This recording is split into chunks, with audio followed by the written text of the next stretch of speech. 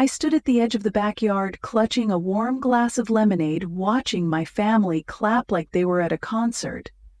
The air smelled of sizzling burgers and fresh-cut grass, but it felt heavy, like it was pressing down on my chest. My Aunt Diane was in the middle of it all, beaming as she talked about my cousin Liam, who'd just gotten into Yale with a full ride. "Some people are born to lead," she said, her voice sweet but sharp, her eyes flicking toward me for half a second. "And some people, well, they're just ordinary." The words landed like a slap, and I could feel every head turn, waiting for me to shrink. But I didn't. I smiled, took a breath, and said, loud enough for everyone to hear, "Funny thing is, I'm Liam's research mentor." The silence was deafening. You could hear the wind rustling the oak trees, the faint pop of grease on the grill. Nobody moved. Liam's face froze, his eyes wide, like he'd just seen a ghost. I didn't stick around to soak it in. I turned and walked toward the edge of the yard, my heart pounding but lighter than it had been in years. "I'm Claire Harper, 38, a freelance investigative journalist living in Asheville, North Carolina. I love my work, digging into stories, chasing leads, writing pieces that make people think. But to my family, I'm the one who never quite made it. The one who picked a flaky career over a steady paycheck." This reunion at my Uncle Rob and Aunt Diane's house in Charlotte was the first I'd been to in 3 years. I only came because my mom, Linda, begged me. She didn't say it outright, but I knew she hated the questions she'd get if I didn't show up. Why couldn't her daughter spare an afternoon for family? Rob and Diane's place was straight out of a magazine. The lawn was manicured to perfection, the patio lined with string lights that glowed like they were on a timer. The table was piled high with burgers, mashed potatoes, and chocolate chip cookies, classic American spread. But it all felt like a performance, like everyone was playing their part in some scripted show. I hadn't wanted to come. The last reunion ended with my Aunt Nancy laughing in my face when I told her I was a journalist. "What, like writing blogs?" she'd said, wiping ketchup off her chin.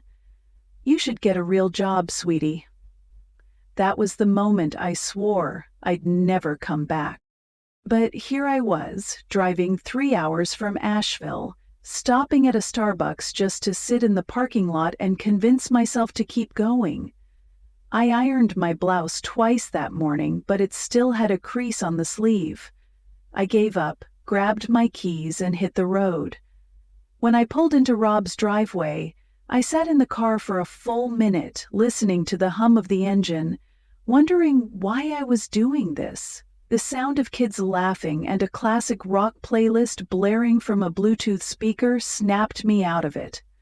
I got out, walked around back, and there they were. My family. Faces I'd known my whole life, but who never really knew me. I was the cousin who didn't fit.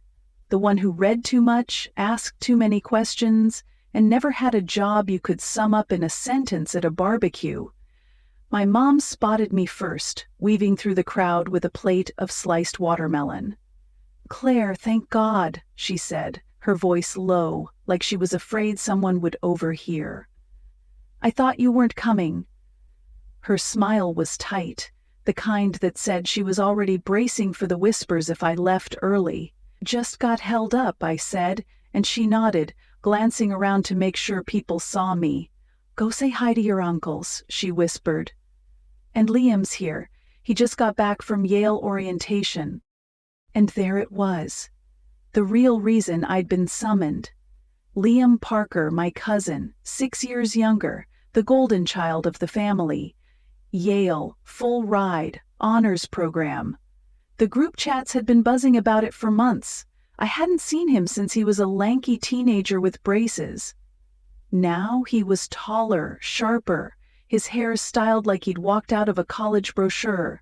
I took a sip of my lemonade and braced myself for what was coming. I stood there, watching my family swarm around the grill like bees around honey.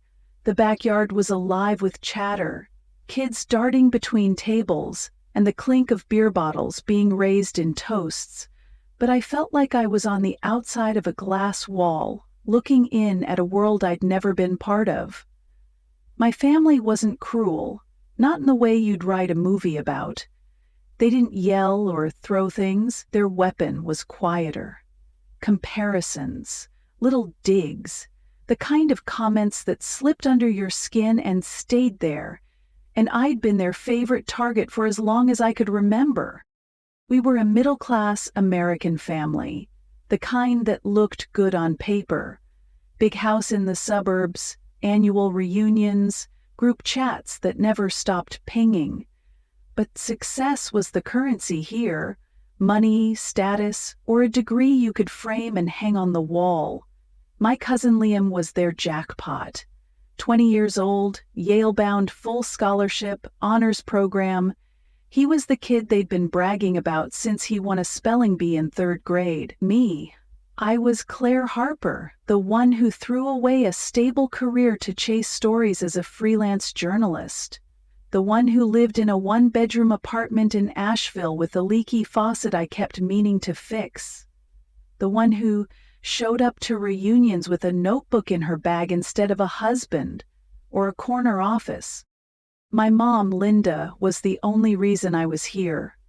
She never said it out loud, but I knew she dreaded the questions she'd get if I skipped out. "Where's Claire? Too busy with her little articles?" She'd smile through it, change the subject, but I could see the weight in her eyes. Linda was a master at keeping up appearances, always in a bright sweater, her hair pulled back like she was ready for a PTA meeting, but she never defended me when the jabs came. Not once. I used to wish she would, but somewhere along the way, I stopped expecting it. I wandered toward the picnic table, the lemonade in my hand now room temperature. My family was in full swing, their voices overlapping. "Yale!" someone shouted, clapping my Uncle Rob on the back. "You must be over the moon." Rob grinned, playing humble, but his chest puffed out. "Oh, we always knew Liam had it in him." My Aunt Diane, Liam's mom, was in her element, wearing a crisp blazer despite the July heat, her hair sprayed into place. "Top of his class," she said, loud enough for the neighbors to hear. He had his pick of the Ivies, but Yale was the perfect fit. I watched from a few feet away, invisible. Nobody asked me how I was doing. Nobody even looked my way. Except my Aunt Nancy, who gave me a quick once-over, like she was trying to figure out if I'd gained weight or lost ambition. I'd been through this before, 3 years ago, at the last reunion I swore I'd never come back to. That day, I'd made the mistake of telling Nancy I was a journalist. "What, like writing blogs?" she'd said, her laugh sharp as she wiped ketchup off her chin. "You should get a real job, sweetie." I left an hour later, my face burning, promising myself I was done with these people. But here I was again, standing in the same backyard, feeling the same knot in my stomach. The drive from Asheville had been long, 3 hours of winding roads and my own thoughts. I'd stopped at a Starbucks halfway, sat in the parking lot with my coffee, staring at the dashboard. Why was I doing this? I could have stayed home, worked on my next story, or just curled up with a book. But I thought about my mom's voice on the phone, the way it cracked when she said, "It'd mean a lot if you came." So I ironed my blouse, twice though it still had a crease, grabbed my keys and drove. When I got to Rob and Diane's, I sat in my car for a full minute, listening to the engine tick. The sound of kids laughing and Aerosmith blasting from a speaker finally pulled me out. I walked around back, and there they were. My family. The same faces, the same roles.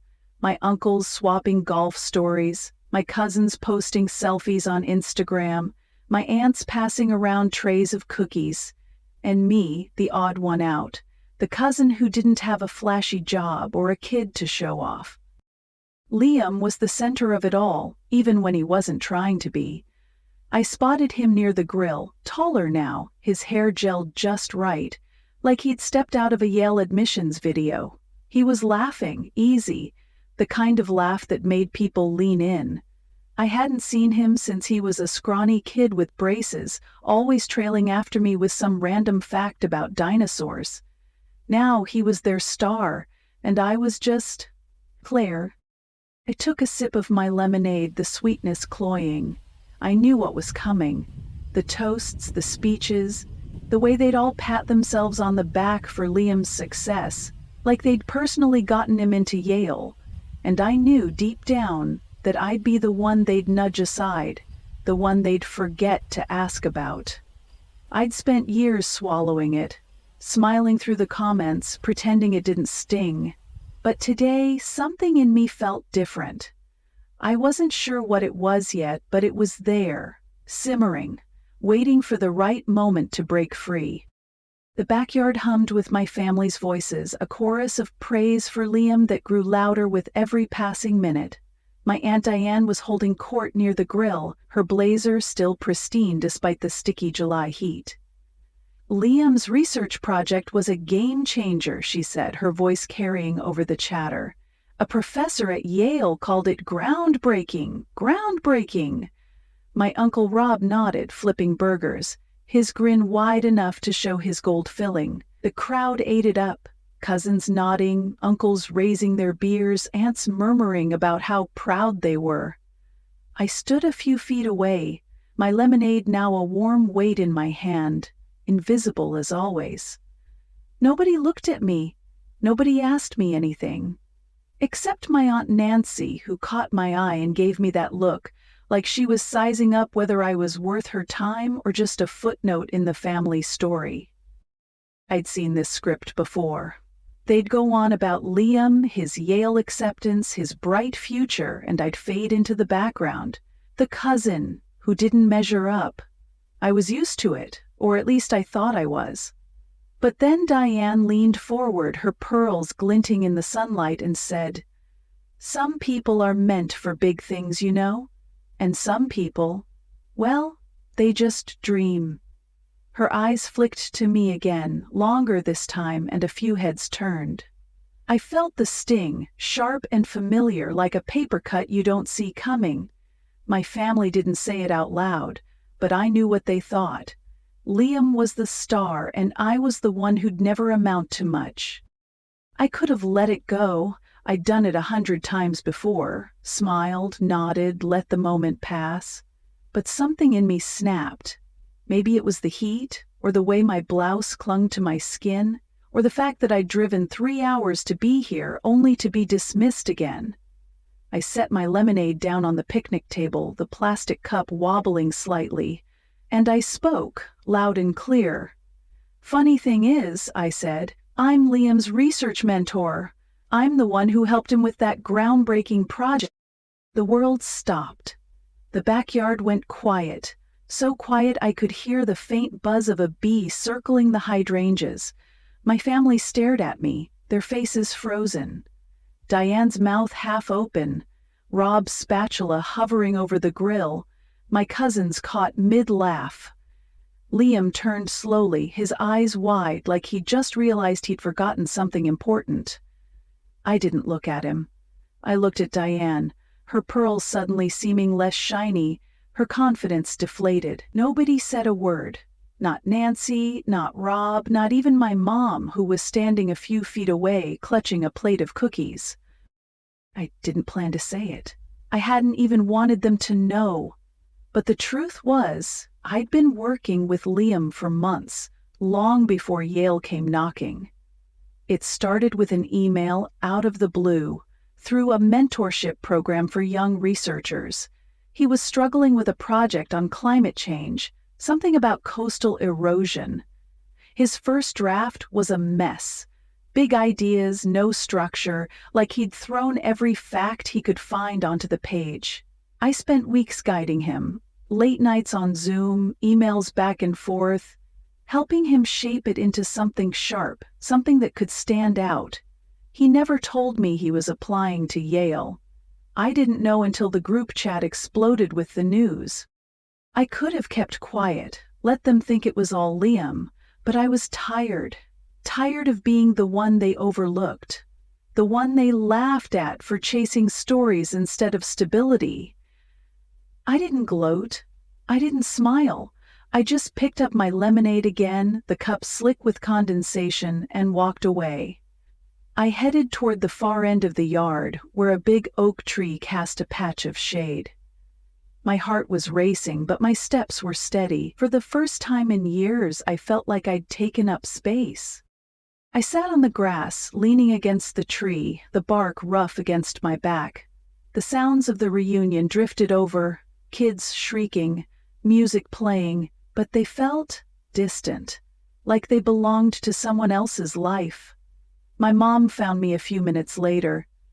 She didn't say anything, just sat down beside me, her hands folded in her lap. Her sweater was too bright for the heat, but that was Linda, always trying to look like everything was fine. She reached out, touched my shoulder, and gave it a small squeeze. It wasn't an apology, but it was something. I looked at her, at the lines around her eyes, and I wondered what she was thinking, but I didn't ask. I just sat there, breathing, letting the weight of what I'd done settle over me like dust after a storm. I was halfway to my car, the gravel crunching under my sneakers, when I heard footsteps behind me. I didn't turn around. I didn't need to. I knew it was Liam before he said a word. The reunion was still buzzing in the backyard, kids laughing, music thumping. But out here in the driveway, it was just me, the fading sunlight, and the weight of what I'd done. I'd dropped a bomb back there, and I wasn't sure if I felt free or just exposed. "Claire," Liam called, his voice softer than I expected. I stopped, my hand on the car door, and finally looked at him. He was standing a few feet away, hands shoved deep in his pockets, his perfect Yale hair a little mussed now. He looked younger up close, like the kid who used to follow me around at reunions, rattling off facts about sharks. Can I talk to you?" he asked. I shrugged, not trusting myself to say anything yet. He walked around to the passenger side and I unlocked the car. We both got in, the doors shutting with a dull thud. The air inside was warm, smelling faintly of coffee and the lavender air freshener I kept forgetting to replace. We sat there for a moment, the silence thick, like it was holding its breath. I stared at the windshield, at a smudge I hadn't noticed before, waiting for him to start. "I'm sorry," he said finally, his voice low. "I should have told them about you helping me with the project. I didn't mean to, I don't know, make it seem like it was all me." He was looking at his hands, his fingers twisting together. I could see the Yale logo on his t-shirt, bold and blue, like a badge he wasn't sure he wanted to wear anymore. I took a breath, trying to find the right words. "I'm not mad about that," I said, and it was true. "I'm mad because you let them turn you into someone you're not. This golden child they're all clapping for? That's not you, Liam. At least, it's not the kid I worked with."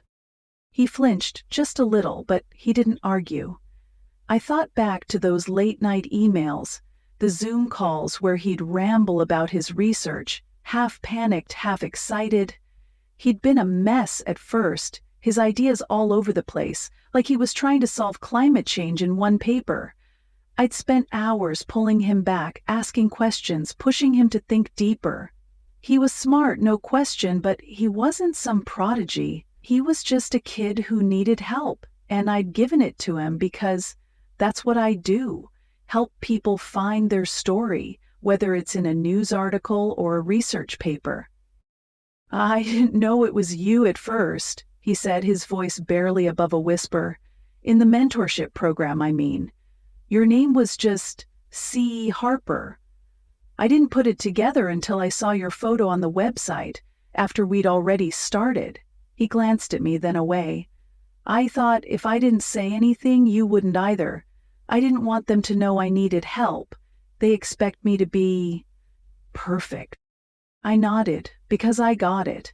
I knew what it was like to feel the weight of their expectations, their eyes always searching for something to applaud or criticize.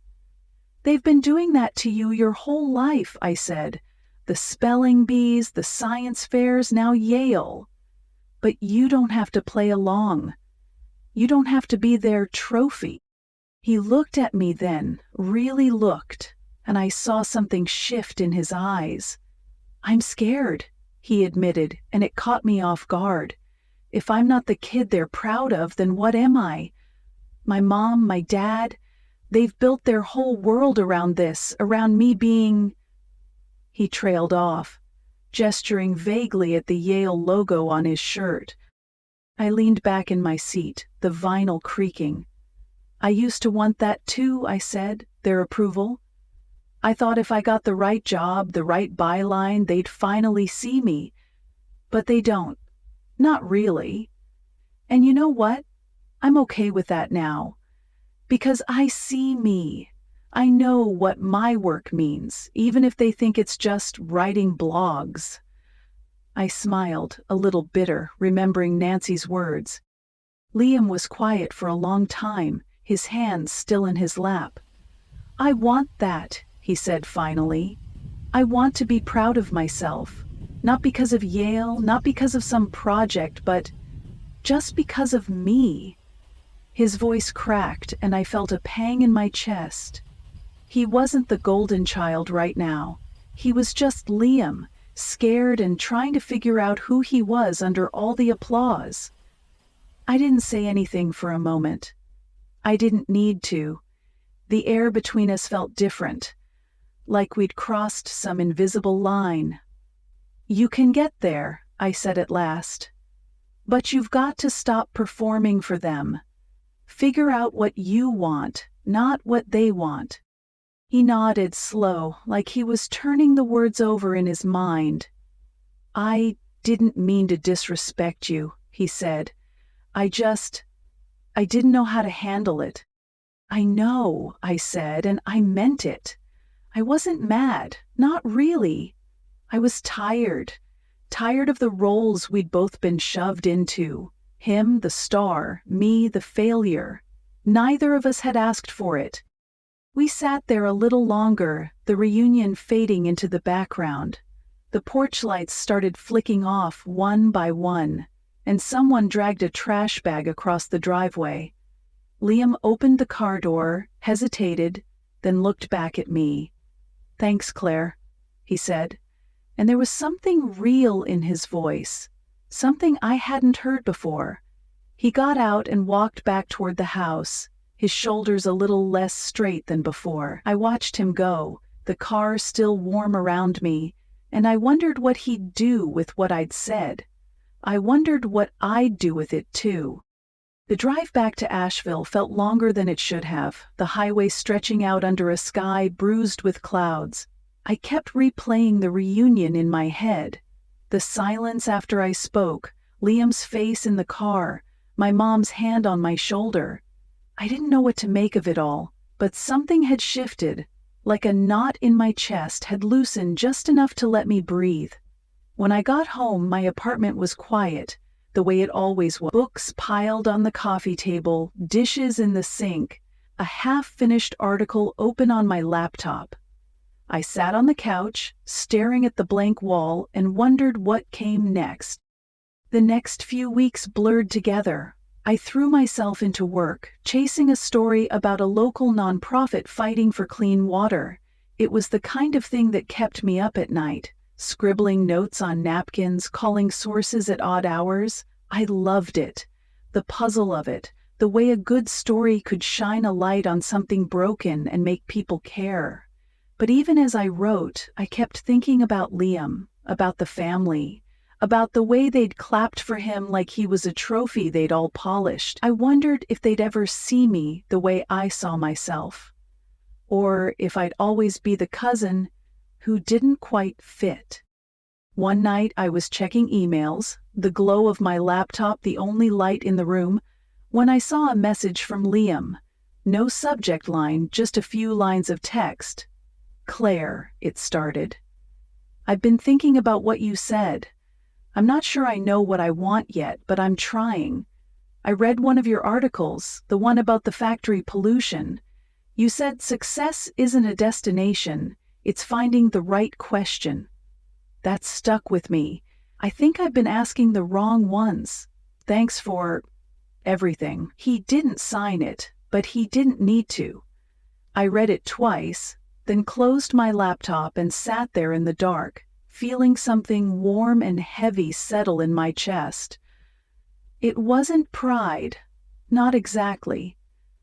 It was something quieter, like finding a piece of myself I hadn't realized was missing. I didn't reply. I wasn't sure what to say, and maybe I didn't need to say anything.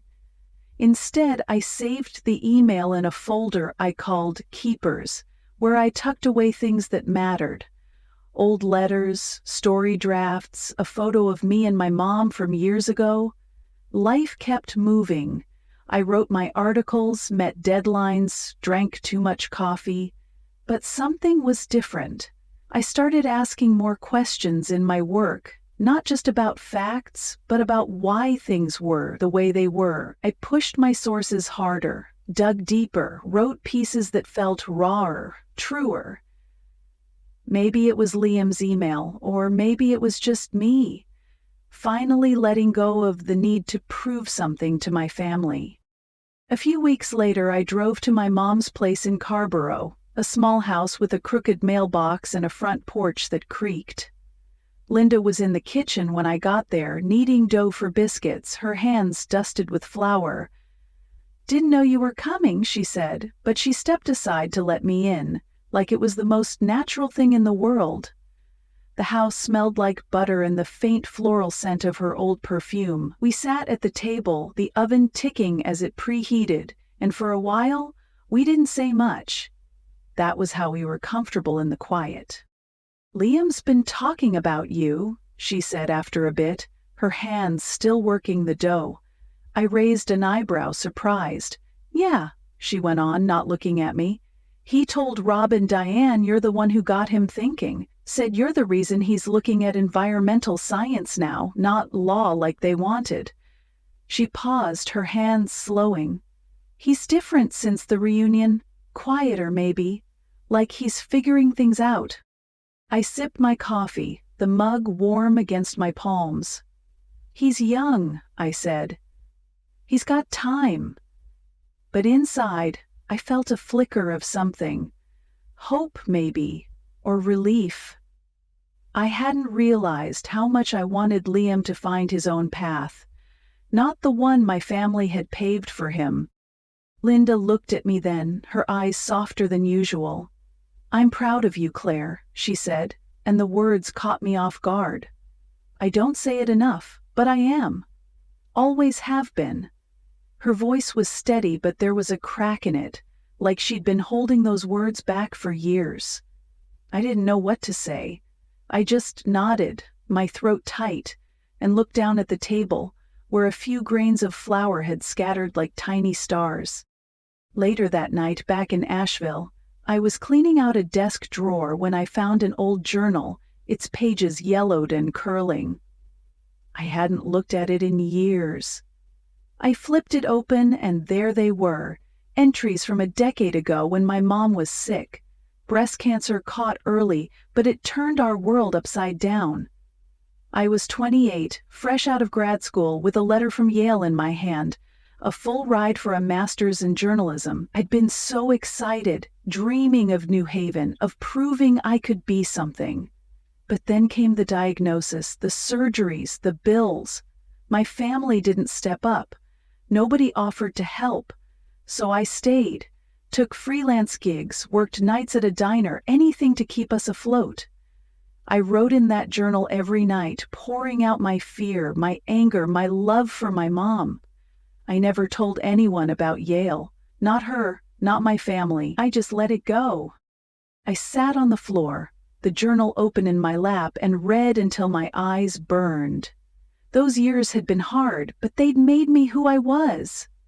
Not the cousin my family ignored, not the failure they saw, but Claire Harper, the woman who chose her mom over a degree, who wrote stories that mattered, who helped a kid like Liam find his way. I closed the journal and slid it back into the drawer, but I didn't feel heavy anymore. I felt enough. The days turned into weeks and fall crept into Asheville, the trees exploding in red and gold. I walked to work most mornings, the air crisp, the streets alive with people sipping overpriced lattes. My articles were getting noticed. Small publications at first, then bigger ones. I didn't tell my family, but I didn't need to. I was writing for myself now, for the people who read my work and saw the world a little differently because of it. And somewhere out there, Liam was asking his own questions, maybe finding answers I'd never know. That was okay. We were both trying, and for the first time, I felt like that might be enough. Christmas came fast, the air in Carborough sharp with pine and the promise of snow. My mom's house was decked out, twinkling lights strung along the porch, a wreath on the door that smelled like a forest. I hadn't planned on going to the family's Christmas party, not after the reunion, but Linda's voice on the phone had been soft, almost pleading. "It's just one night, Claire," she'd said. It'd mean a lot. I didn't say yes right away, but I didn't say no either. Something about the reunion, about Liam's email, about finding that old journal. It made me feel like I could face them again, not for their approval, but for me. The party was at my Aunt Nancy's this time, a big house with hardwood floors and a dining room that could fit 20 of us, though it always felt too small for all the egos. I walked in quietly, nodding at whoever caught my eye, and found a seat near the corner, a glass of mulled wine in my hand. The table was a spread of holiday classics, roast turkey, cranberry sauce, pecan pie piled high. Everyone was there, their voices loud, their sweaters festive. But I could feel the undercurrent, the same old script waiting to play out. Uncle Rob stood up first, his wine glass raised, launching into a toast about family and gratitude. "We're so lucky to be here," he said, "despite our busy lives." I sipped my wine, bracing myself. Sure enough, it came, the brag parade. One by one they went around the table. My cousin Jenna talked about her new interior design business. My Uncle Tom's son had just gotten engaged. Then my Aunt Diane cleared her throat. Her smile practiced, like she was about to accept an award. "We're so proud of Liam," she said, her voice carrying that familiar polish. "He couldn't be here tonight. Yale's keeping him busy. But he's leading a seminar for freshmen now, very selective, and his paper on climate change published in a journal. Can you believe it?" The room erupted in polite applause, a few murmurs of, "Wow, that's incredible." My cousin Ava, sitting across from me, caught my eye and gave a small smile, but nobody else did. I set my fork down, the mashed potatoes suddenly tasteless. I knew what was coming. Diane's eyes slid toward me, sugar-sweet but sharp, and she leaned forward. "Of course," she said, "Liam's success comes from such a talented family." The pause was deliberate, and then came my Aunt Nancy, right on cue. "Claire, you helped Liam with that paper, didn't you?" she said, her smile tight. "What was it, fixing his grammar or something? That's so sweet of you." The table went quiet, forks pausing, eyes darting. They were waiting for me to laugh it off, to play my part as the cousin who didn't matter. I'd done it for years, deflected, smiled, let them have their moment. But not tonight. I stood up, my chair scraping against the floor, and I felt every pair of eyes on me. "Actually," I said, my voice steady, "I didn't just fix his grammar. I mentored Liam through that entire project. I spent months helping him turn a mess of ideas into something Yale noticed. But that's not the half of it. I paused, my heart pounding, but I wasn't stopping now. I was accepted to Yale too, full ride, master's in journalism, 10 years ago. I turned it down to stay here and take care of Mom when she was sick. The room froze. You could have heard the turkey cooling on the platter. Diane's smile vanished, her face pale. Nancy's mouth opened, then closed like a fish out of water. My mom, sitting 2 seats away, looked at me, her eyes wide, glassy, like she was seeing me for the first time. Nobody spoke. But I worked 2 jobs, I said, my voice quieter now but firm. Freelance writing, waitressing, anything to pay the bills while Mom went through chemo. None of you helped, not one of you. I don't regret it. I'd do it again in a heartbeat. But I'm tired of sitting here year after year letting you act like I'm nothing. I'm not invisible. I never was. I looked around the table, at the faces I'd known my whole life, the ones who'd clapped for Liam but never for me. I don't need your approval, I said. I know what I've done. I know who I am.